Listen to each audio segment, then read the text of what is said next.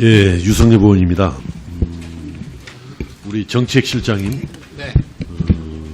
지난번에 그 한국은행에서 우리나라 경제 성장률을 2.2%로 수정 전망을 해서 발표를 했어요. 그렇습니다. 예. 그때가 아마 7월 18일 경이었는지 그 기억이. 예. 그때 이제 제가 확인을 했습니다. 한국은행 중재께.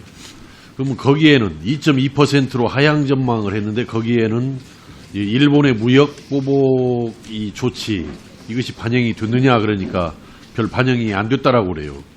다 반영되지 않았습니다. 예, 예. 다 반영이 되지 않았다라고 이야기하고. 그러면 추경 효과는 반영이 된 거냐 그랬더니 추경 효과는 반영이 된 거라고 추경이 처리될 것으로 봐서. 예. 그러니까 이제 추경은 뭐 그 후지만은 이제 처리가 됐고. 뭐 무역 보복 효과 더군다나 또 2차 무역 보복이 또 있었지 않습니까? 8월 2일 날. 앞에서 무역 보복이라는 것은 7월 1일 날 반도체 소재에 대한 무역 보복 조치고. 그러면 두 가지 앞으로 뭐 3차, 4차가 있을지 없을지는 모르겠지만은 3, 4차의 경우는 놓아두고라도 그 1차, 2차가 반영이 되면은 2.2%보다는 더 내려가야 될 것 같은데 어떻게 됩니까? 그건? 예, 분명히 낙관할 수 없는 상황이라고 생각을 합니다. 다만, 예. 8월 2일 날 골드만삭스의 아시아 본부에서 낸 보고서와 같이 그것이 직접적으로 미칠 효과를 그렇게 과장할 필요는 없다고 생각합니다. 그렇지만 엄중하게 보고 있는 것은 사실입니다. 그리고 차제에 지금 이것은 이 우리나라 경제 성장률이 지금 2%대 초반 아니면 1%대 후반으로 지금 가고 있는 거 아닙니까 지금? 예. 지금 외국 전문가들 중에서도 일본의 무역 보복 조치가 있기 전에도 1.8%를 예상하는 외국 전문가들이 많이 있었단 말이죠. 그래서 지금 일본의 무역 보복 조치에 대해서도 아주 정말 대처를 제대로 해 나가야 할 것이지만은 우리나라 경제가 이렇게 급격하게 추락하는 이 상황에 대해서 저는 우리 정부가 경제난의 그 원인을 제대로 지금 밝혀내지 못하고 있다고 생각합니다.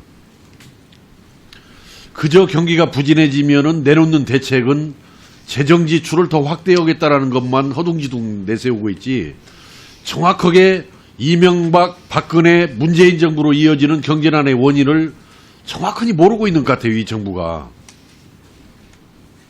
이미 경제는 이명박 때부터 박근혜 정부 때부터 또 문재인 정부로 이어지면서 굉장히 어려워져 가는 것인데 그 경제난의 원인을 모르는 채 오히려 재정 지출만 들먹거리는 이런 대처로 일관하다 보니까 저는 이번 기회에 일본에 대한 대처를 철저히 하면서도 지금 현재 경제난의 원인이 무엇인지를 정확하게 한번 밝혀내야 한다고 생각합니다.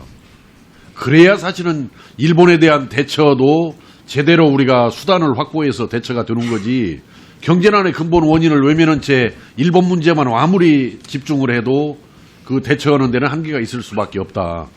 그래서 일본 대처에도 철저를 기해야겠지만은 경제난의 근본 원인을 밝히는데 정말 심혈을 좀 기울여줘야 한다고 생각합니다. 너무 안이하게 보고 가면은 우리나라 경제를 살려낼 길은 요원하다. 그러면서 나중에 정말 내년에 가서 경제 나빠지면 일본 탓만 하면 안 된단 말이에요. 그 질문을 마치시면 좀 답변을 드리겠습니다. 예. 예, 근데 지금 제가 다른 질문을 하나 드려야 되니까 이따가 좀 끝나고 예. 나서 답변을 해주시기 바랍니다. 안보실장님께서는 지금 오전에 어디 금년에 지금 미사일 탄도미사일 발사 때문에 지금 늦게 오신 것이죠, 그 대책 그렇습니다. 때문에. 지금 오늘 발사된 건 뭡니까 지금 정확하게? 지금 저희가 그 단거리 탄도미사일의 가능성을 두면서 예. 북한이 발표한 내용과 함께 정밀 분석 중에 있습니다. 최근에 25일 날 발사된 그 탄도미사일은 그 탄도미사일 맞습니까? 그렇게 저희는 판단하고 그러면 있습니다. 이번 치도 탄도미사일일 가능성이 크겠네요. 그러면은 사거리로 봐서는 그렇게 그러면은 보여집니다. 지난 25일 탄도미사일 발사에 대해서 그 안보리 대북제재위원회 의장국인 독일에서 그 대북제재 위반으로 판단을 한 거죠. 일부 안보리 결의 위반으로 안보리 예, 결의 위반으로. 안보리 이사국 중에서는 그러한 생각을 갖고 있는 나라가 있습니다만 잘 아시는 것처럼 미국에서는 이것이 그러면 현 오늘 단계에서는 발사 때문에 추가적인 대북 제재 가능성이 있습니까 없습니까? 없다고 봅니다. 없다고. 네. 저는 이 문제에 대해서도 유의한다고 봐요. 왜 그러냐면 독일 지금 의장국인 독일에서는 안보리 결의 위반으로 보고 있다. 또 8월 1일 날 안보리 비공개 회의에서도 우려와 규탄의 내용이 좀 드러난 걸로 이렇게 보여 있거든요. 그래서 이 문제도 정확하게 여기에 대북제재까지 더 겹치는 상황이 오면 이 남북 문제가 굉장히 어렵게 꼬여가는 상황으로 전개가 되고 있습니다. 네, 유념하고 있습니다. 잘 대처를 해야 한다고 네. 생각하고 왜 김상준 실장님 말씀하실까요? 예, 의원님이 지적하신 것처럼 지금의 경제 상황에 대해서는 정부는 엄중하게 보고 있습니다. 다만 지금 전 세계 경제에서 한국만 어려운 것은 아닙니다. 사실 OECD 국가 중에서 본다면 미국을 제외하고는 다른 나라, 모든 나라가 다 어려운 상황이고요. 뭐 예컨대 일본 같으면 지금 1% 성장에도 못 미치고 있습니다. 최근에 그 IMF가 발표한 아웃룩에 따르면 예를 들어서 중국의 경우에는 올해 초에 6.7% 성장률을 예상했지만 6.2%까지 내려갔고요. 심지어는 내년의 경우에는 6.0%로 예측이 되었는데 이것은 지난 30년의 중국의 성장 기록 중에서 가장 낮은 숫자입니다. 그럴 정도로 전 세계 경제가 지금 어려운 상황에 있다라고 하는 것을 말씀드리고 우리만 어려운 것은 아니고요. 이런 측면에 봐서 이 문재인 정부가 지금 생각하고 있는 경제정책 기조에 대해서 성과를 기록하고 있는 부분들은 더욱더 강하겠지만 여러 가지 시장 상황의 어떤 변화 또는 시장의 수용도를 넘는 부분에 대해서는 유연하게 보완하겠다라고 하는 입장을 이미 여러 차례 밝힌 바가 있습니다. 그리고 최근의 상황과 관련해서는 이 소재 부품 장비 산업의 대책뿐만이 아니라 경제 전반에 걸쳐서 단기적인 시장 안정화를 위한 조치뿐만 아니라 시장의 어떤 활력을 제고하고 장기적인 경제 체질을 개선하기 위한 근본적인 어떤 대책을 강구하고 있다라는 말씀을 드리겠습니다. 지금 시간이 좀 지났습니다만 문재인 정부 들어와서 2017년도, 2018년도 연평균 성장률이 얼마냐면 2.9%입니다. 예, 맞습니다. 2.9%에서 지금 2.2%로 하향 조정을 했잖아요. 한국은행에서.